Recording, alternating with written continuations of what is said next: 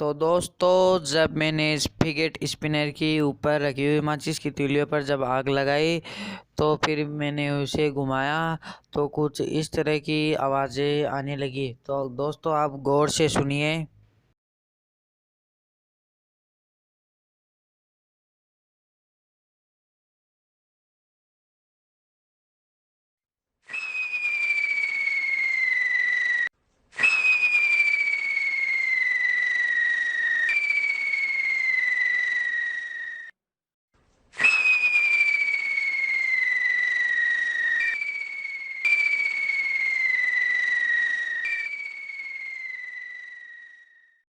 तो दोस्तों, आप जल्दी से मेरे चैनल को सब्सक्राइब कीजिए और लाइक और शेयर ज़रूर करना।